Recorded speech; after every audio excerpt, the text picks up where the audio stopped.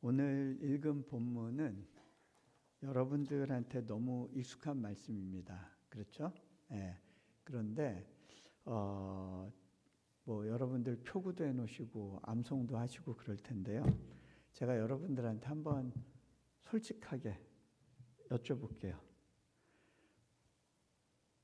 부족한 거 없으세요? 많죠. 가족을 봐도 그렇고, 아이들을 봐도 그렇고, 내 사업을 봐도 그렇고, 생계를 봐도 그렇고, 미래를 봐도 그렇고, 부족한 거 투성이라고 느껴지실 겁니다. 예. 그런데 왜 다윗은 부족한 게 없다고 고백을 할까요?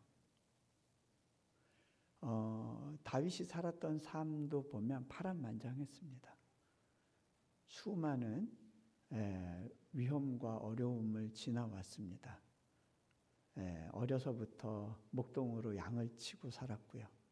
또 사울의 미움을 받아서 한 나라의 최고 통수권자의 미움을 받아서 도망 다니는 신세였습니다. 얼마나 두려웠겠습니까? 거기다가 왕이 돼서도 계속 전쟁을 해야 됐습니다. 전쟁에서 한 번만 져도 그걸로 인생이 무너질 수 있었습니다. 항상 불안하고 두려운 시간들을 보내야 했을 겁니다. 그런데 어떻게 부족함이 없다는 고백을 할 수 있었을까? 자,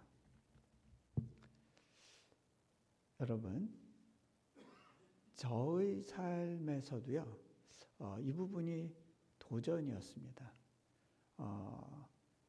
우리는 현실과 믿음이 충돌하는 삶의 현장에 있는데요. 만약에 정말 목자 되신 예수님 안에서 부족한 것이 없다는 믿음이 없으면요, 우리는 현실을 이길 힘이 없습니다. 계속 현실의 위협 앞에 타협하는 인생으로 살 수밖에 없어요. 저도 그 부족함이 많아 보이는 삶의 현장 속으로 성큼성큼 들어가야 되는 시간이 있었습니다. 몽골에 선교사로 간다는 건요, 평생 월급 받을 권리를 포기하는 걸 의미했습니다. 일정한 수입 없이 내 인생과 가족의 생활을 하나님께 의탁하는 삶이었습니다. 그리고 제가 들어간 몽골이란 나라, 인도네시아란 나라 가보면 정말 많은 필요가 있는 곳이었습니다. 그 당시 몽골은요, 막 자본주의로 변화되는 과정 속에 사회가 많이 혼란스러웠습니다.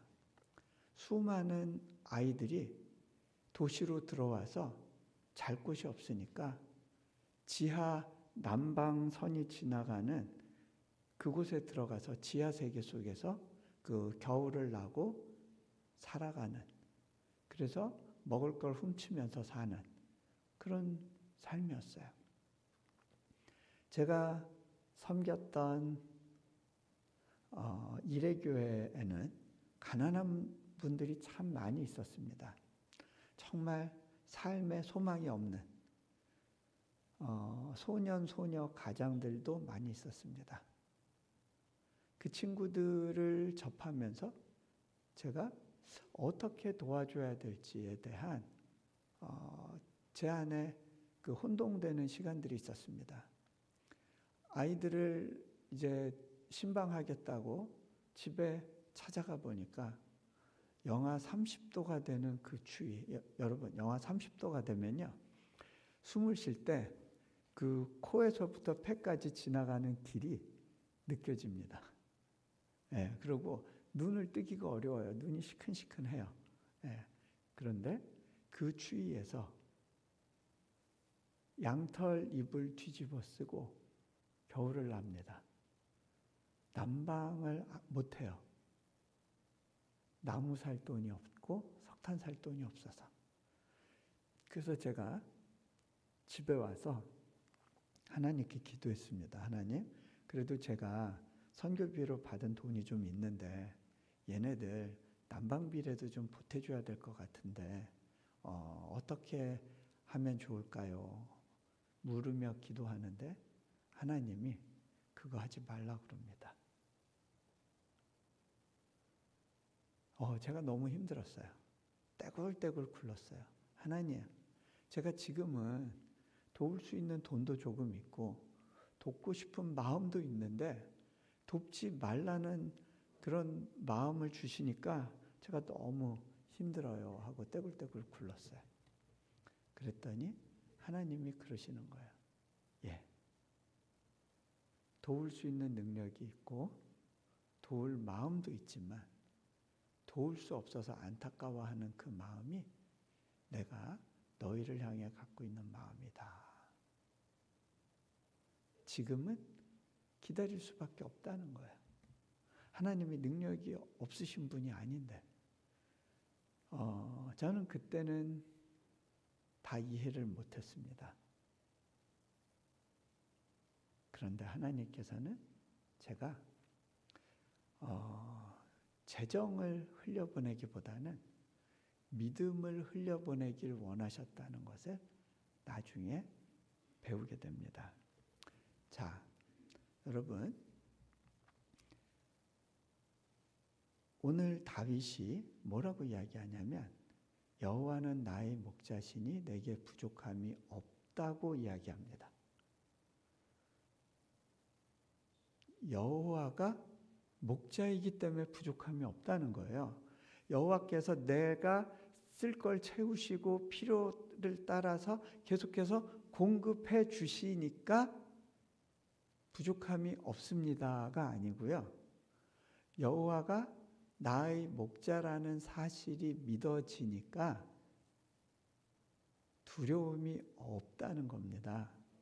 여러분, 다윗은 이것을 믿음의 문제로 보고 있어요. 현실을 하나님이 어떻게 바꾸시고 나를 도와주시는가의 문제가 아니라 그저 하나님이 누구신지를 아는 것만으로도 부족함이 없다는 거예요. 자, 이게 어떤 내용인지 조금만 더 이제 여러분들이 이해할 수 있게 설명을 해드릴게요. 아담을 한번 생각해 보세요. 에덴 동산에서의 아담. 부족한 게 있었을까요? 없었을까요? 확신하세요? 없었을 것 같으세요? 그러면 한번 아담하고 여러분을 비교해 볼까요? 아담이 가진 게 더 많았을까요? 여러분이 지금 갖고 계신 게 더 많은가요? 여러분이 볼 때는 부족한 게 많은데 그래도 여러분이 가진 게 아담이 가진 것보다 많을 거예요. 여러분, 부족함이 있고 없고는요, 내가 얼마나 재산을 쌓아놨는가 하고는 상관이 없어요. 왜냐면요, 저는요,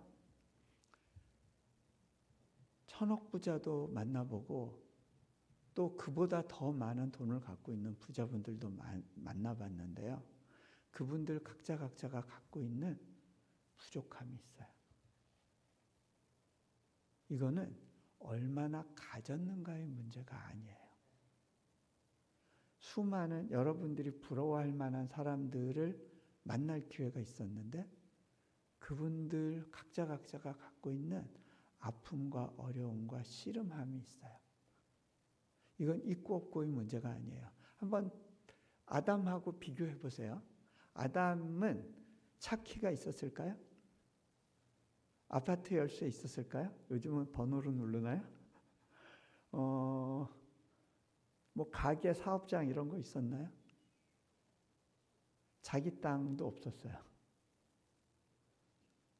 옷 있었나요? 신발? 화장품? 가구? 하나도 없었어요. 다윗에게 죄송합니다. 아담에게 있었던 거 한 가지가 있었어요. 그건 뭐냐면요. 내 필요는 하나님이 채우신다는 믿음이었어요. 여러분, 그래도 여러분 중에 그런 생각하시는 분 있을 거예요. 그래도 아담은 과일이라도 많이 있었죠. 근데요, 여러분이 가게에서 사드시는 과일이 아담이 먹었을 과일보다 훨씬 당도가 높아요. 정글에서 나는 과일들을 먹어보면요, 정말 떫고 맛이 없어요. 그냥 짐승한테나 줘야 될 거라고 생각을 해요. 여러분이 드시는 과일은요, 오랜 기간 당도 조절이 된 거예요. 여러분이 드시는 딸기 같은 건 아담은 꿈도 못 꿔요. 여러분이 드시는 키위 같은 건 아담은 맛볼 기회가 없었어요. 자, 여러 가지 면에서 볼 때 여러분이 아담보다는 가진 것이 많아요. 그런데 왜 아담에게 부족함이 없었느냐? 그에게는 하나님이 나의 필요를 채우신다는 믿음이 있었어요. 그런데 그 믿음이 흔들리는 시점이 와요. 사단이 와서 이야기합니다. 그 창세기의 이야기를 조금 더 좀 이렇게 깊은 내용으로 각색하면 이런 겁니다. 사단이 와서 이야기하는 거는 아담, 너 부족한 거 있어 라는 거예요. 너 동산 위에 그 선악을 알게 하는 나무의 열매 먹지 못하잖아. 그거 먹으면 네 인생이 바뀌어. 자, 어떻게 바뀌느냐? 예전에는 내게 좋고 나쁜 거의 기준점이 누구였어요? 하나님이었어요. 하나님의 생각과 내 생각이 같이 갔어요. 그런데 이제는 독립하라는 거예요. 너 자신이 선과 악을 구분하는 기준점이 돼야 된다는 거예요. 세상은 이야기해요. 네 인생은 네 거야. 너는 소중하고 가치 있는 존재야. 너의 인생을 빛내기 위해서 너 나름의 방법을 찾고 노력해야 돼. 그것이 세상이 주는 메시지고요. 헐리우드 영화들이 주는 메시지예요. 자, 아담은 그 선과 악을 알게 하는 나무의 열매를 결국 먹어요. 자, 이제 내가 기준점이 됐어요. 그런데 내가 나를 보니까, 내 눈으로 나를 보니까 부끄럽고 부족한 것 투성이에요. 일단 벌거벗었어요. 숨고 싶었어요. 다른 보는 사람도 없는데 그냥 가리고 싶었어요. 뭘로 가렸냐? 무화과 나무 잎으로 가렸어요. 근데요, 이 무화과 나무 잎은요, 시간이 지나면 말라요. 여러분이 그토록 바라던 것들이 나중에 불평거리가 돼요. 보세요. 처음에 차 살 때, 아반떼 너무 행복해. 내 차가 생겼어. 그런데 그 차를 한 10년 타고서도 여전히 그 차 때문에 감사해요? 이 차 바꿀 때가 됐는데 뭘로 바꾸냐? 이 똥차 언제 치우냐? 그렇게 돼요. 예전에 처음 마련한 집, 가게 너무 좋았어요. 그런데 10년, 20년, 30년 살고 나니까 지겨워. 이 집 언제 바꾸냐? 사랑해서 결혼했는데 그 결혼한 대상이 불평거리가 돼요. 왜 너는 나한테 이거밖에 못 해주니? 싸우게 돼요. 아이도 마찬가지예요. 그렇게 아이 생겼다고 좋아하고 막 감사해야 하고 떡 돌리고 했는데 사춘기 때의 아이를 보면 그냥 때려주고 싶어요. 그죠? 네. 자,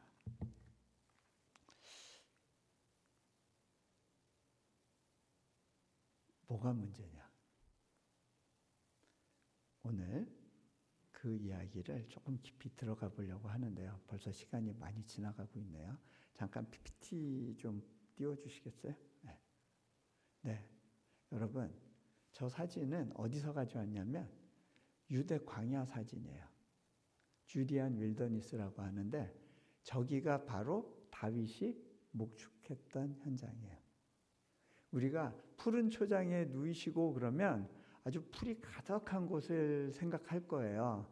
그 뉴질랜드의 푸른 초원 생각하실 수 있는데, 유대 광야, 저기가 기본적으로 유대 지방의 목자들이 양치던 환경이에요. 메말랐죠. 1년에 비 오는 시기, 겨울에서 봄 들어가는 그 시기에 잠깐 비가 오면 좀 푸릇푸릇 돋아요. 하지만 1년의 대부분의 시간은 저렇게 메마르고 건조한 환경이 오늘 다윗이 노래한 그 시편의 기본 세팅인 거예요. 근데요, 이게 또한 우리 하나님을 믿는 사람들의 삶의 기본 세팅이에요. 자, 광야에서는요, 농사를 지을 수는 없고 목동들이 양을 칩니다. 풀이 귀하니까 이 사람들은 양과 염소를 칠 때 양과 염소를 나눕니다. 예수님 비유에도 양과 염소를 나누는 비유가 나오잖아요. 그게 왜 나오느냐? 아침에 풀을 뜯으려고 보면요, 염소는 풀을 뿌리까지 끊어 먹어요. 양은 그렇게까지 막 그 잡식성은 아니에요. 그러다 보니까 염소가 풀을 뜯는 곳에서는 양이 풀을 뜯을 게 없어요. 그래서 양과 염소를 나누고 염소는 풀이 더 없는 곳, 이미 양이 한번 뜯은 곳으로 보내는 거예요. 그래서 아침마다 양과 염소를 나눕니다. 자, 저 광야에서는요, 한참을 가야 풀 한 포기 뜯고 또 한참을 가야 풀 한 포기를 뜯습니다.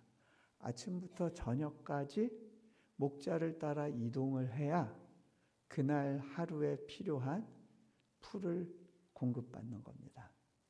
자, 이 양들을 지키는 사람이 있습니다. 목자. 이 목자가 보면요, 저기 광야의 언덕 위에 앉아 있죠. 양들은 목자를 보지 못해요. 왜? 눈이 어두워요. 그리고 자기 눈앞의 것밖에 못 봐요. 목자는 멀리서 양들을 바라보고 양들이 풀을 잘 뜯는지 어려움은 없는지를 지켜봅니다. 우리는 때로는 목자가 느껴지지 않으면서 현실의 바쁜 일상을 살아가는 것처럼 느껴집니다. 하지만 목자는 양을 바라보고 있습니다. 자, 그런데요, 저기 그 언덕이 하나 있잖아요. 근데 이 광야의 언덕들을 보면요, 다 하얀 줄이 그어져 있습니다. 이 줄이 뭘까요? 양과 목자가 계속해서 풀을 뜯으며 걸었던 그 흔적이 길이 됩니다. 그런데 목자가 양을 인도해 갈 때 산 등성이로 바로 올라가지 않습니다. 뱅뱅 돕니다.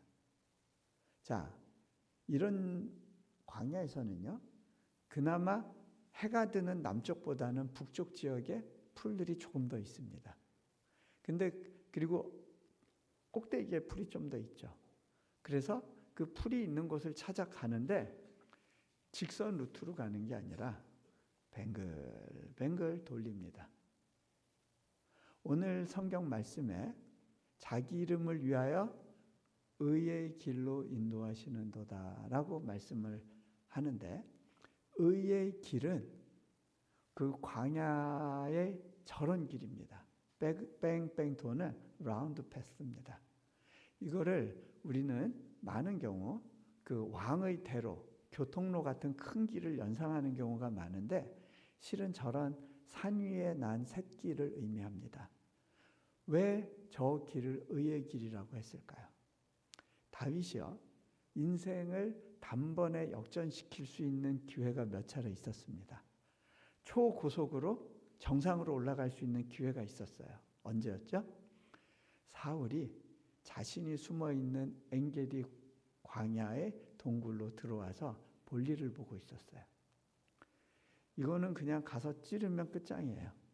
그런데 다윗은 그런 숏컷으로 가는 걸 포기하고 하나님의 인도하심에 자신의 인생을 맡기겠다는 결단을 하게 되죠. 그래서 사울 왕을 놓아주게 됩니다. 때로는 하나님이 인도하시는 길은, 그 의의 길은 뱅글뱅글 도는 그런 도돌이표 인생같이 보일 때가 있습니다. 열심히 간다고 갔는데 제자리 같아요. 겨우 한 칸 올라왔네.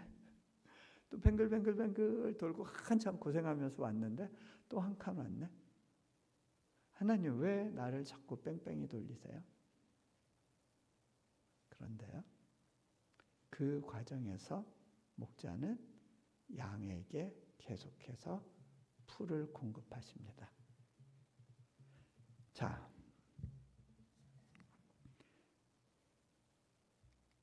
보면요, 광야에서 또 제일 어려운 게 물 먹는 겁니다. 마실 물이 없어요.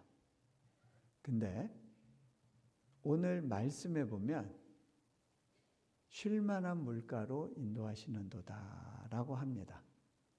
이 광야에서도 물을 찾아 준다는 거예요. 근데 여러분, 양이 스스로 물가를 찾을 능력이 없습니다. 물가로 데려가는 건 목자의 역할입니다. 양은 그저 어디로 데려가는지는 잘 모르지만 따라가는 인생입니다. 스틸 워터, 고인물로 데려가야 돼요. 흐르는 물은 광야에서는 위험합니다. 자, 보통 봄에 비가 올 때 장마비가 오는 경우가 있습니다. 이 광야에. 근데 이런 장마비가 확 내리게 되면 물들이 바로 산 꼭대기에서부터 계곡으로 흘러내려갑니다. 나무 같은 게 없으니까 지지가 안 되고 바로 계곡으로 모여서 급류가 형성됩니다. 그 급류가 흐르는 곳에 막 트럭 같은 게 있으면 트럭이 떼굴떼굴 굴러서 하류로 휩쓸려 갈 정도입니다. 짐승들은 그 밑에 있으면 다 떠내려갑니다. 사망의 음침한 골짜기는 그 이미지를 이제 표현한 거라고 생각이 됩니다. 자, 그런데 광야에서 제일 안전하게 물을 마실 수 있는 곳은 우물입니다. 양이 스스로 우물을 찾을 수가 없습니다. 목자가 데려가야 됩니다. 그리고 물 기르는 것도 양이 할 수가 없습니다. 목자가 길러서 먹을 수 있도록 그 눈앞에까지 부어줘야 됩니다. 실은 아브라함이 살았던 삶의 모습이 또 저런 모습이었습니다. 아브라함이 농경사회에서 아주 여유로운 삶을 살 수 있었는데 하나님께서는 헤브론, 부엘세바 같은 건조한 산악지역으로 초청하십니다. 그리고 거기에서 우물을 파면서 하나님을 경험하는 삶을 살게 하십니다. 이 광야는 하나님의 공급하심이 어떤 것인지를 경험하게 하는 현장입니다. 우리의 삶에서 어려움과 결핍이 있더라도 그것이 하나님을 경험하는 도구가 됩니다. 제가 작년에 재작년이네요. 재작년에 몽골에 갔더니 제가 섬겼던 일회교회 청년들이 우르르 찾아왔습니다. 근데 이 친구들을 보니까 저를 닮아서 아이도 막 여럿씩 낳았어요. 거기다가 보니까 다 한국, 호주, 미국 이런 데서 석사 학위를 받았어요. 그렇게 찢어지게 가난하던 녀석들이, 공부할 돈이 없었던 그 친구들이 다 도전을 받고 모험을 하고 그러면서 한국의 다른 나라에 가서 일하면서 공부를 마치고 돌아와서 지금은 울란바토르 도시에서 중요한 역할들을 하고 있어요. 그때 제가 깨달았어요. 아, 이거였구나. 하나님은 저에게 돈으로 도우라고 하지 않으셨어요. 돈으로 돕는 일은 실은 제일 쉬운 일이에요.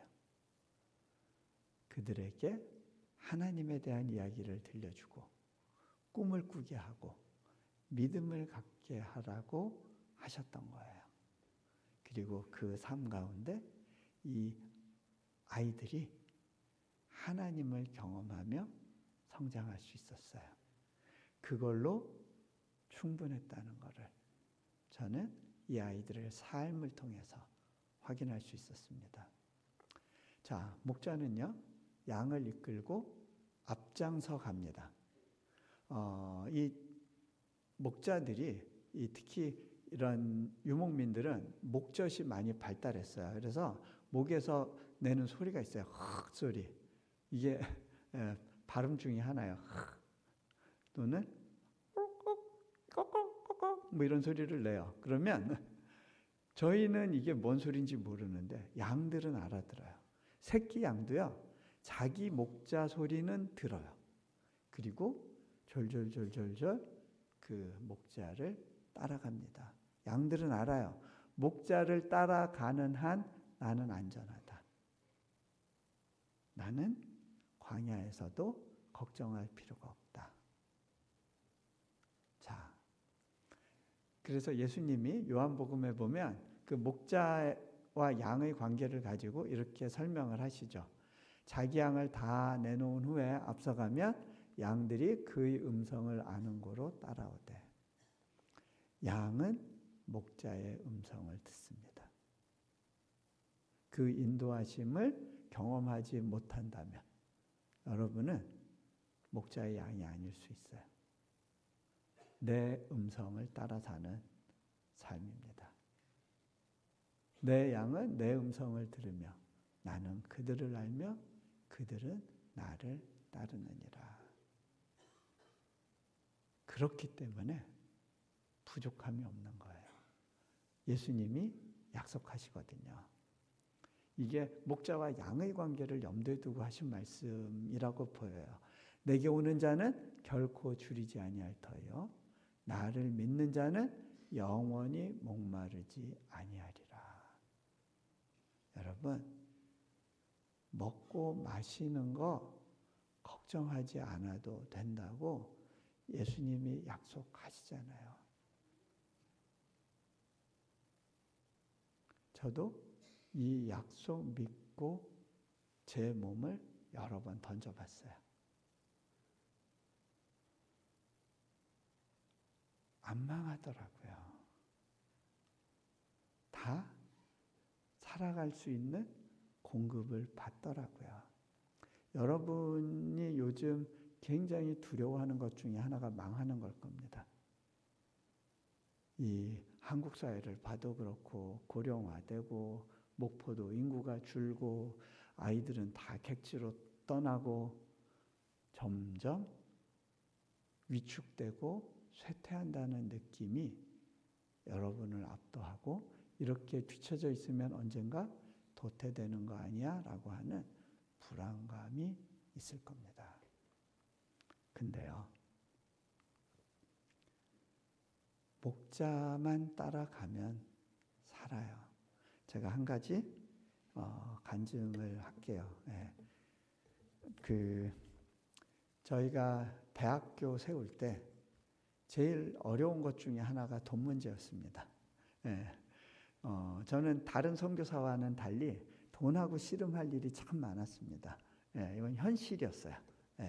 그리고 이 현실은 너무 냉혹하고 가차 없어요.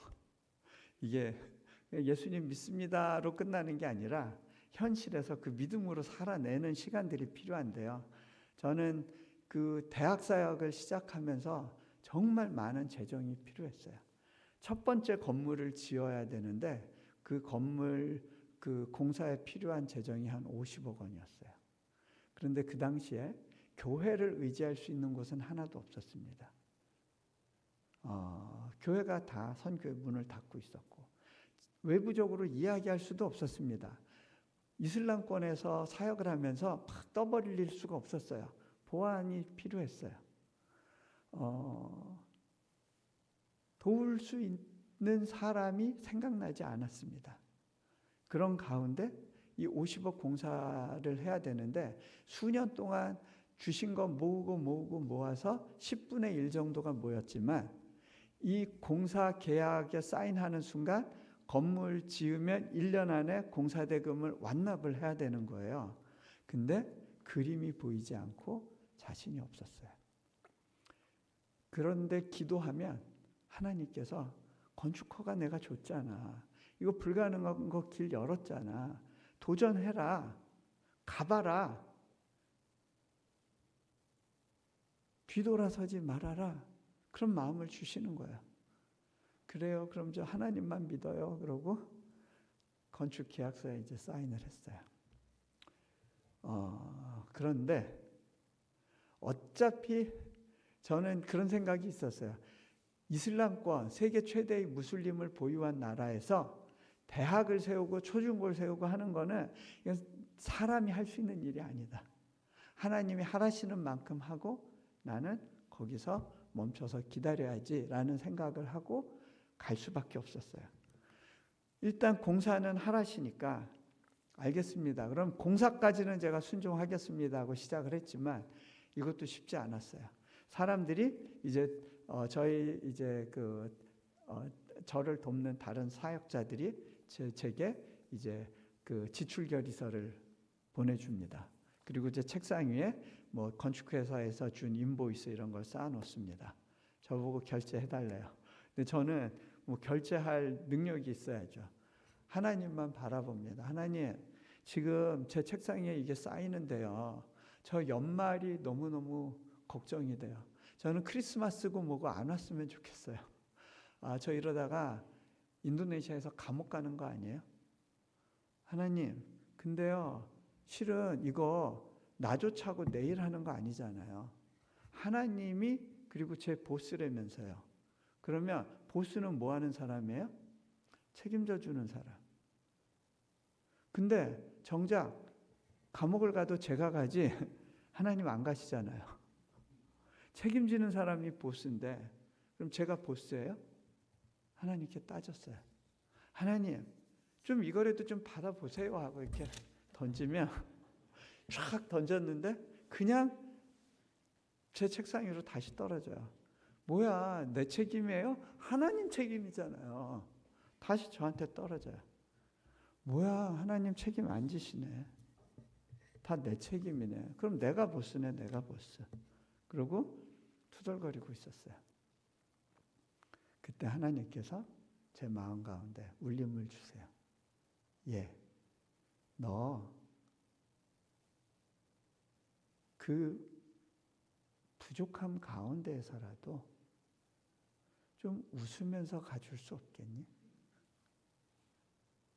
여러분은 어떠세요? 한 45억 빚지고 웃어줘요? 한 4,500만 원만 빚져도 막 하늘이 무너지지 않아요?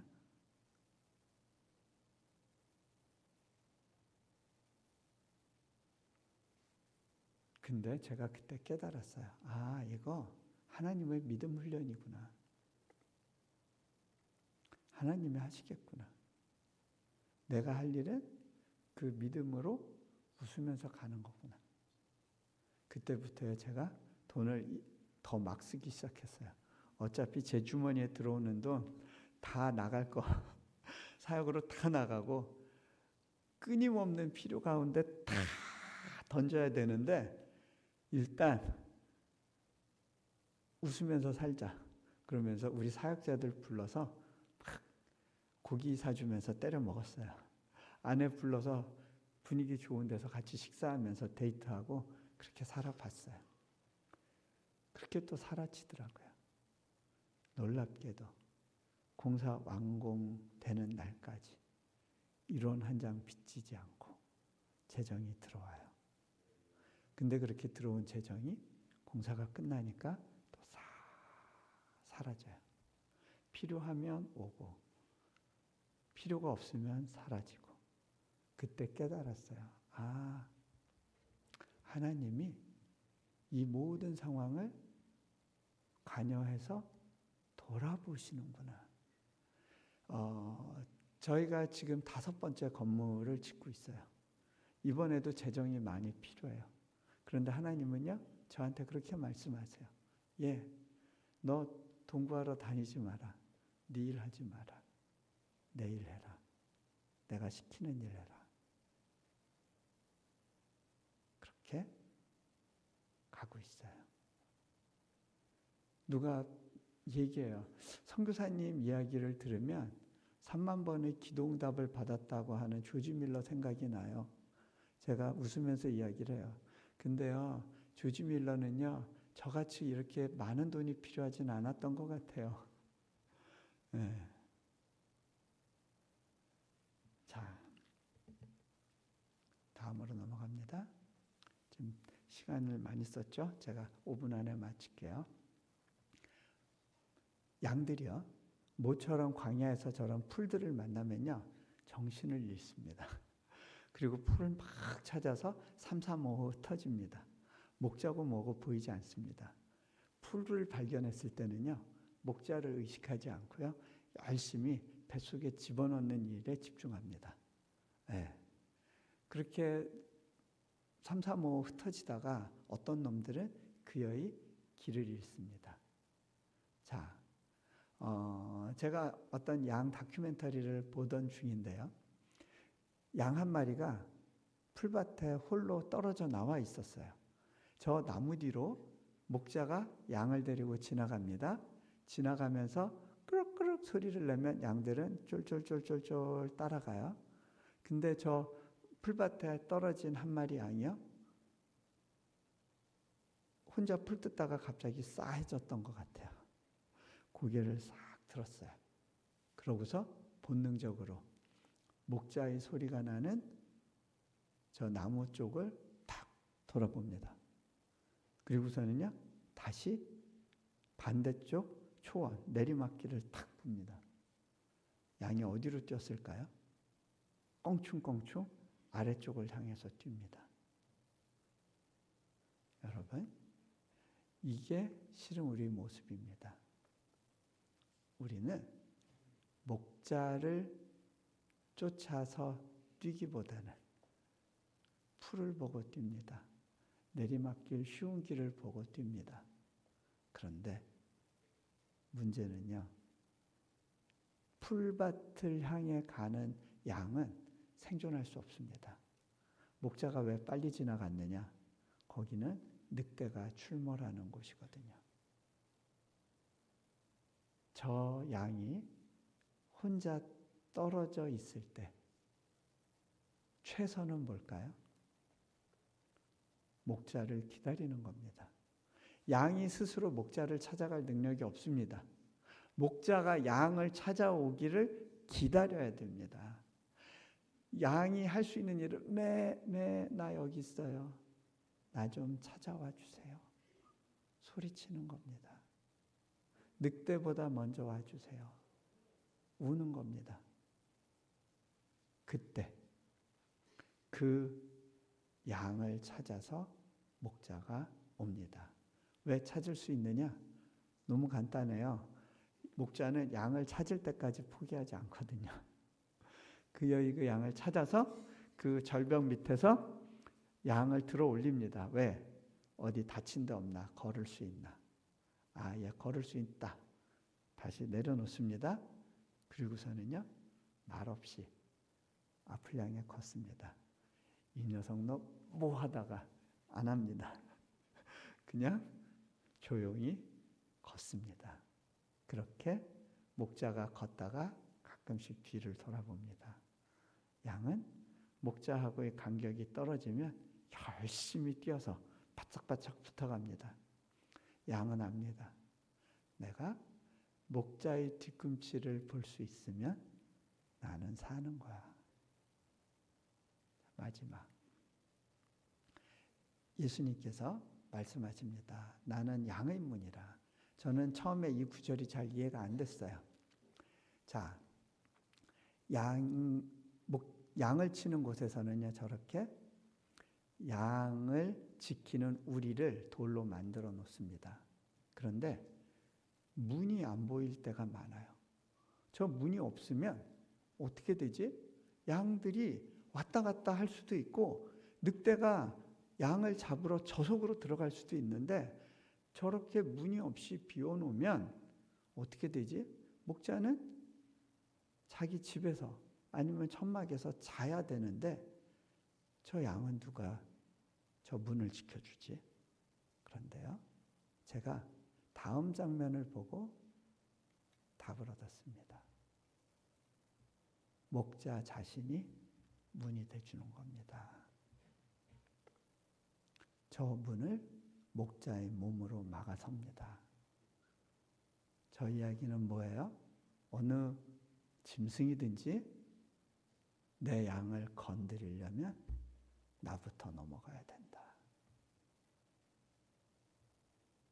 내가 저 양을 내 몸으로 지켜낸다.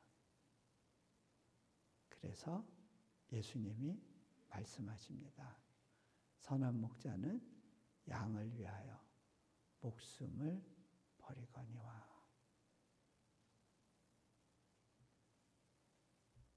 저 말씀이 믿어지면 사는 겁니다. 그래서 그 목자가 누군지 알기에 다윗은 고백합니다. 여호와가 나의 목자시니 내게 부족함이 없으리로다. 같이 기도합니다. 눈을 감으시고요.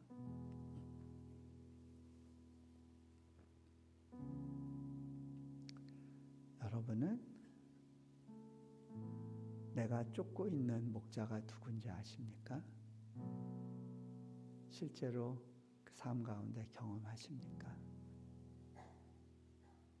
푸른 풀밭과 광야를 교차적으로 지나갈 때 여러분은 풀이 보이십니까? 아니면 목자의 발꿈치가 보이십니까?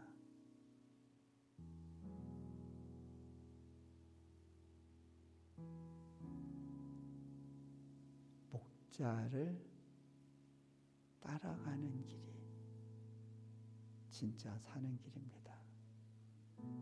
혹시 여러분이 어느새 광야 풀밭에 혼자 남아있는 양이라고 느껴지고 있다면 여러분은 지금 풀이 필요한 게 아닙니다. 물이 필요한 게 아닙니다. 내 목자가 나를 찾아주시는 것을 기다리고 구해야 됩니다. 여호와는 나의 목자시니 내게 부족함이 없으리로다. 여러분, 하나님이 제게 그러시더라고요.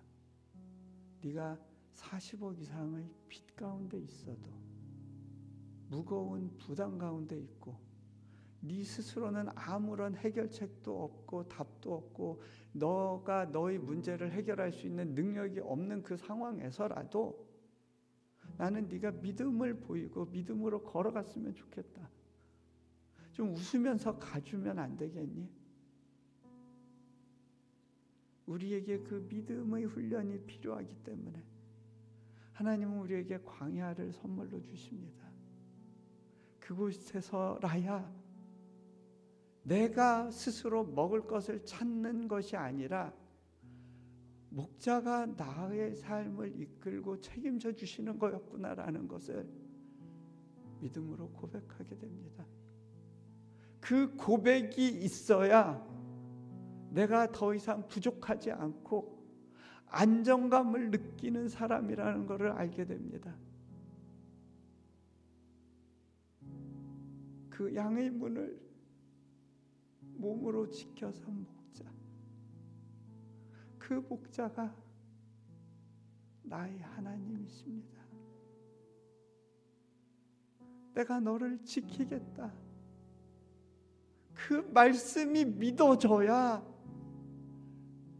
믿음의 발걸음을 걸어갈 수 있고 세상을 거스를 수 있는 용기가 생기고 먹고 사는 것을 위해서 내 인생을 다 소모하는 삶에서부터 하나님 나라의 의미를 찾는 삶으로 변화가 시작됩니다. 세상에 지는 찌질이가 아니라 세상을 변화시키기 위해서 주님께 구하는 삶을 살게 되는 거더라고요.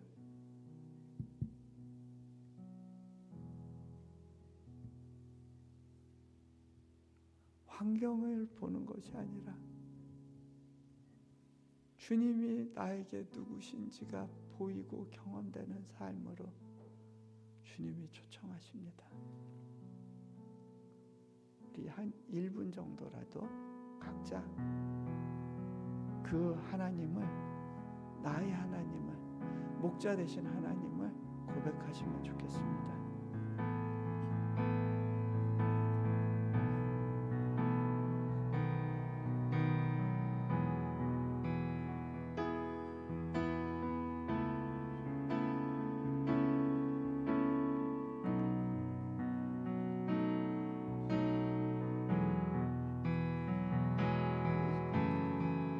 마무리 기도합니다.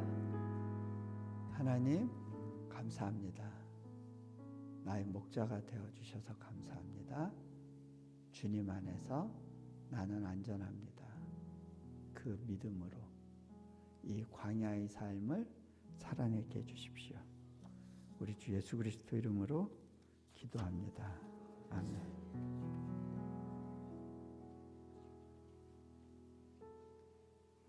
귀한 말씀 전해주신 우리 강사님께 다시 한번 감사의 박수 드리겠습니다.